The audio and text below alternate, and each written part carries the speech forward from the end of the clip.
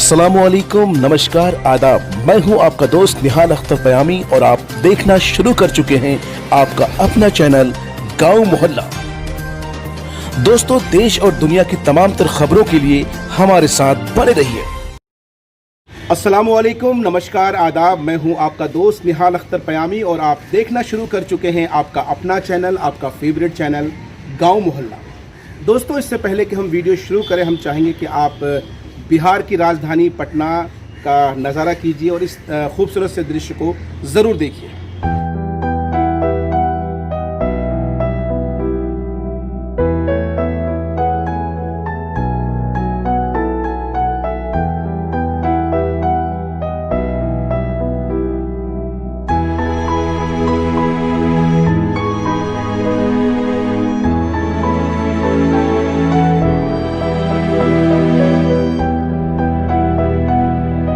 साथियों, जैसा कि आप सबको मालूम चल गया है थंबनेल के जरिए कि हम इस वीडियो में किस मुद्दे पर बात करने जा रहे हैं। जैसा कि आप सबको मालूम है, बिहार विधानसभा चुनाव को लेकर गहमा गहमी है और सरगर्मियां बहुत ज़्यादा बढ़ गई है। जाहिर है, चुनाव नोटिफिकेशन भी होना करीब ही है, तो ऐसे में यकीनन हर पार्टी की तरफ से जोड़ तोड़ के का जो सिलसिला है वो बदस्तूर जारी है, लगातार जारी है। इस वीडियो में हम आपको मजलिस-ए-इत्तेहादुल मुस्लिमीन के प्रदेश अध्यक्ष अख्तरुल ईमान साहब के बारे में बताने जा रहे हैं कि भाई क्या वाकई में अख्तरुल ईमान साहब इस विधानसभा चुनाव में किस्मत आजमाएंगे। बावसूख ज़राए से मिली जानकारी के मुताबिक, शायद ये ज़्यादा उर्दू टफ हो गया, तो सूत्रों से मिली जानकारी के मुताबिक अख्तरुल ईमान साहब अमोर विधानसभा क्षेत्र से निश्चित रूप से यकीनन किस्मत आजमाएंगे और इसको लेकर के मेहनतें भी शुरू हो गई है।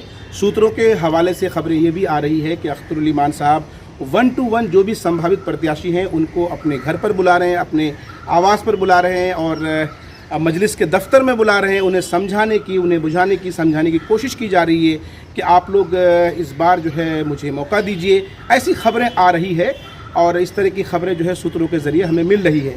कुल मिलाकर यही कहना चाहेंगे कि इस बार अख्तरुल ईमान साहब अमोर विधानसभा क्षेत्र से इलेक्शन लड़ सकते हैं, बल्कि यूँ कहा जाए कि वो चुनाव लड़ेंगे। आइए, इससे पहले कि हम खबर को आगे बढ़ाएं, आइए ज़रा नज़र डालते हैं अमोर विधानसभा के इतिहास पर। प्रीव्यू। अमोर विधानसभा के इतिहास की अगर बात की जाए तो यहाँ पर अब्दुल जलील मस्तान साहब जो मौजूदा विधायक हैं, कांग्रेस से आते हैं, 6 दफ़ा यहाँ के विधायक रह चुके हैं। ये उनका 6ठा टर्म चल रहा है। बीजेपी से सबा जफर साहब एक बार विधायक रह चुके हैं, हालांकि निर्दलीय 2.5 साल भी उन्होंने विधायक के तौर पर यहाँ पर अपना वक्त पूरा किया है। आपको बताते चलें कि उनके वालिद मोहतरम मुजफ्फर हुसैन जो समाजवादी पार्टी से चुनाव जीते थे, लेकिन 13 महीने में ही वो डेथ कर गए थे। और इसी तरह से अगर अमोर विधानसभा की बात की जाए तो यहाँ से चंद्रशेखर जी भी विधायक रह चुके हैं। वो जनता पार्टी से थे जिनका चुनाव निशान कभी हल्दर किसान छाप हुआ करता था। ठीक उसी तरह से मोइदुर रहमान भी इस क्षेत्र के विधायक रहे हैं। ये मुख्तसर सा इतिहास है अमोर विधानसभा क्षेत्र का। और आपको बता दें कि इतिहास में आज तक कभी ऐसा नहीं हुआ है कि कोई बाहरी शख्स अमोर विधानसभा में जाकर किस्मत आजमाया हो, और हार जीत तो तब होगी जब कोई इस किस्मत आजमाएगा। अगर अख्तरुल ईमान साहब जो किशनगंज से ताल्लुक़ रखते हैं और कोचादमन विधानसभा क्षेत्र से आते हैं, अगर वो अमोर विधानसभा क्षेत्र से किस्मत आजमाएंगे तो निश्चित रूप से वो पहले ऐसे शख्स होंगे जो दूसरे विधानसभा से जाकर के उस विधानसभा में किस्मत आजमाएंगे। हालांकि गांव मोहल्ला की टीम ने पिछले दिनों कुछ सर्वे किया था, उस सर्वे में 2 तरह की बातें आई थी। कुछ लोग ये कह रहे थे कि भाई अख्तरुल ईमान साहब को आना चाहिए, क्योंकि अगर MIM से अख्तरुल ईमान साहब आते हैं तो जीत निश्चित है। लेकिन वहीं कुछ लोगों का ये भी कहना था कि जो बाहरी लोग हैं, बाहरी लोगों को उतनी तवज्जो नहीं दी जाएगी, बल्कि हम चाहते हैं कि हमारे घर का ही कोई कैंडिडेट होगा तो बेहतर रहेगा। हालांकि कुछ लोगों का ये भी कहना था कि भाई अख्तर साहब बाहर के नहीं हैं, वो हमारे घर के ही हैं। खैर, बहरहाल वो अलग मुद्दा है। आपको ये भी बताते चलें कि साहब यहाँ पर कुल पोलिंग क्या है और यहाँ कौन कौन सी बिरादरी का वर्चस्व रहता है और वोटों का समीकरण क्या है, तो इसको जानने के लिए आइए आपको हम एक जो डाटा है हमारे पास, हम बताते चलें आपको कि यहाँ 3 लोग रहते हैं, 3 समुदाय के लोग रहते हैं। हालांकि एक तो मुस्लिम समुदाय से हैं और मुस्लिम समुदाय में से कुलैया बिरादरी है और दूसरे हैं सुरजापुरी बिरादरी। ठीक उसी तरह से हिंदू समुदाय भी है और हिंदू समुदाय में भी जो है साहब सुरजापुरी बिरादरी आते हैं, कुलैया शायद नहीं आते हों। खैर, तो आपको बताते चलें कि कुलैया बिरादरी से यहाँ पर 50,000 पोलिंग होती है और ठीक उसी तरह से सुरजापुरी बिरादरी की बात की जाए तो यहाँ 90,000 पोलिंग जो है साहब सुरजापुरियों का होता है। ठीक उसी तरह से हिंदू वोटर्स जो हैं, हिंदू वोटर्स की जो पोलिंग होती है वो अप्रोक्स 25,000 होती है।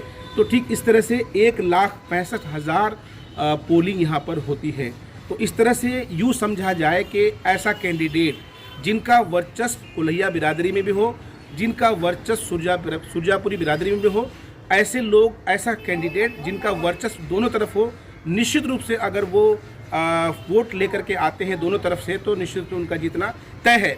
मुमकिन हो कि यही वजह है कि कहीं ना कहीं मजलिस इत्तेहादुल मुस्लिमीन के प्रदेश अध्यक्ष अख्तरुल ईमान साहब को ऐसा लगा हो या सर्वे से ये अनुमान या अंदाज़ा लगाया गया हो कि भाई यहाँ पर एक ऐसा कैंडिडेट हो जिसके आने से जीत हो सकती है। हो सकता है कि MIM का जो सर्वे रहा हो या MIM के जो बुद्धिजीवी रहे हों या MIM के जो जानकार रहे हों, उन्होंने अख्तरुल ईमान साहब को ये मशवरा दिया हो कि भाई आपकी शख्सियत ऐसी है कि आपको कुलैया बिरादरी से भी वोट मिल जाएगा, आपको सुरजापुरी बिरादरी से भी वोट मिल जाएगा। और MIM को अगर हिंदू वोट आता है तो वेल एंड गुड है, नहीं आता है तो भी यहाँ पर कोई फैक्टर नहीं है, कोई मायने नहीं रखता है, क्योंकि यहाँ पर काफ़ी जो है साहब कुलैया बिरादरी के 50,000 वोट का होना और 90,000 जो है सुरजापुरी बिरादरी का होना, ये अपने आप में ये माने रखता है कि इन दोनों समुदाय का वोट किसी भी कैंडिडेट को जीतने के लिए लाजमी है। अच्छा, इससे पहले कि हम आपको कोई और जानकारी दें, हम आपको बता दें कि टेलीफोनिक वार्तालाप में पिछले दिनों जब हमारी बात हुई थी अब्दुल जलील मस्तान साहब से, तो उनका कॉन्फिडेंस लेवल नहीं गिरा है। उनको ये लगता है कि कैंडिडेट कोई भी आए लेकिन देश के मौजूदा हालात को देखते हुए लोग कहीं ना कहीं उन्हीं को वोट देंगे। हालांकि बहुत सारे लोग ऐसे भी हैं जो कहीं ना कहीं उन पर ये एलिगेशंस लगाते हैं कि आपने एक अरसा गुजार दिया, उसके बावजूद इलाके में विकास का काम नहीं हुआ है। हालांकि मस्तान साहब का कहना है कि उन्होंने अपनी सलाहियत और काबिलियत के हिसाब से बहुत काम किया है। तो अपने अपने दावे हैं, विपक्ष का दावा अलग है और पक्ष का दावा अलग है। यहाँ पर फैक्टर है सबा ज़फ़र।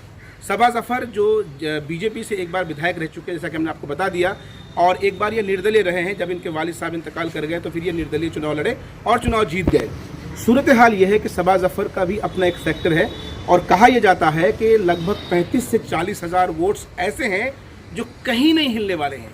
जिस तरह से बीजेपी के वोट्स फिक्स होते हैं, ठीक उसी तरह से कहा जाता है कि इस अमूर विधानसभा क्षेत्र में सबा ज़फ़र का अपना एक फैक्टर है और इनके फैक्टर में न सिर्फ कुलैया बिरादरी है, न सिर्फ नॉन मुस्लिम वोट्स हैं और न सिर्फ सुरजापुरी बिरादरी है। कहा यह जाता है कि 40,000 लोग ऐसे हैं जो उनको हर हालत में, वो चाहे किसी भी पार्टी से आ जाएंगे, लोग उन्हें ही वोट देंगे। तो ये भी एक बड़ा फैक्टर है।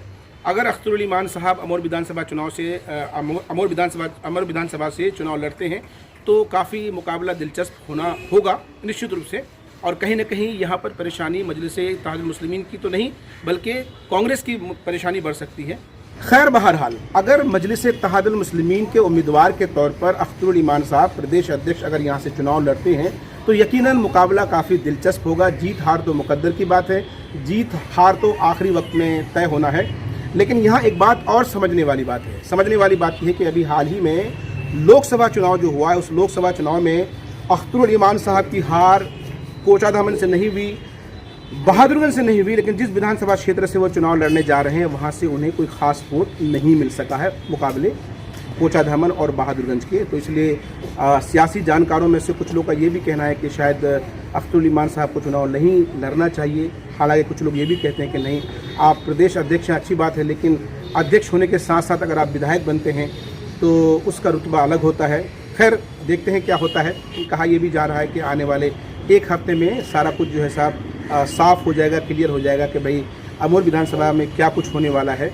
आखिर में वीडियो ख़त्म होने से पहले हम एक बात आपको यहाँ और बता देना चाहते हैं कि बेशुमार लोग ऐसे हैं जो वहाँ के संभावित प्रत्याशी रह चुके हैं और अब तक अपनी दावेदारी पेश करते रहे हैं।